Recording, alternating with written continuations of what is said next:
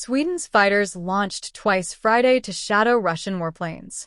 Swedish fighter jets launched twice in a single Friday to intercept Russian military aircraft operating near Swedish airspace over the Baltic Sea in what Stockholm's top military commander described as a serious pattern of Russian behavior threatening both territorial integrity and NATO alliance security.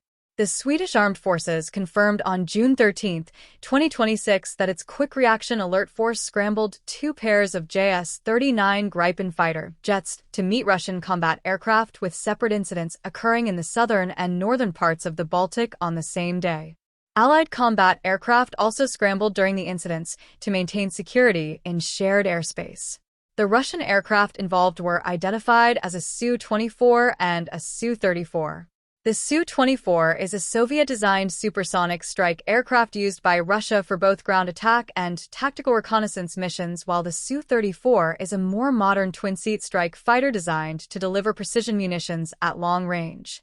Defense analyst Guy Plopsky noted that images from the incident show a Russian Air Force Su-24MR, the dedicated tactical reconnaissance variant of the Su-24, suggesting at least one of the Russian aircraft was conducting intelligence collection rather than a straightforward combat patrol. Neither aircraft violated Swedish airspace, according to the Swedish Armed Forces.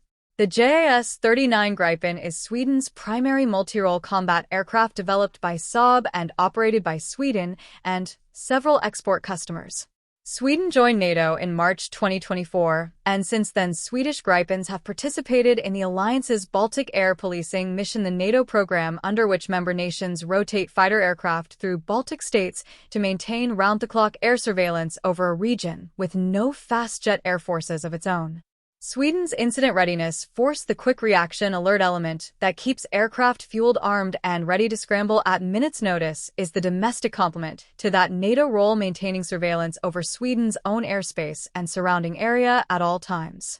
Vice Admiral Eva Skog Haslum, head of the Swedish Armed Forces Joint Operations Command, framed both incidents explicitly within a pattern rather than treating them as isolated events.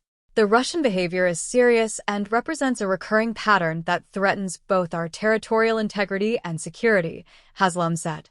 Swedish and Allied combat aircraft acted swiftly, resolutely, and clearly by intercepting the Russian aircraft and securing the territory of Sweden and the alliance.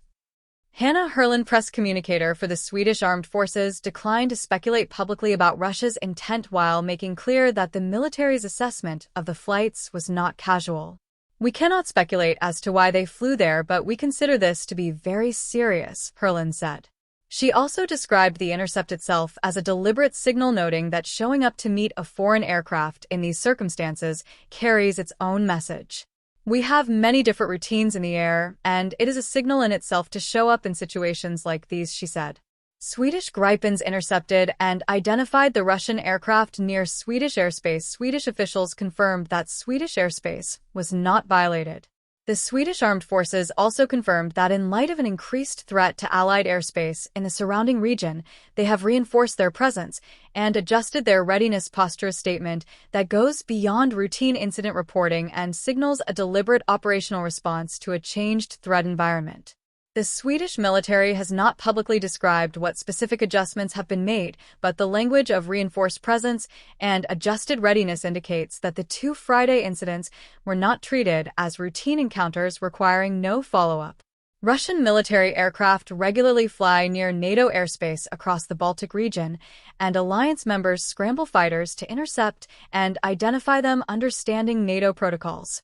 The frequency and nature of those flights has increased measurably since 2022, however, with Baltic airspace incidents occurring more often and involving a wider range of aircraft types than was typical before Russia's full-scale invasion of Ukraine.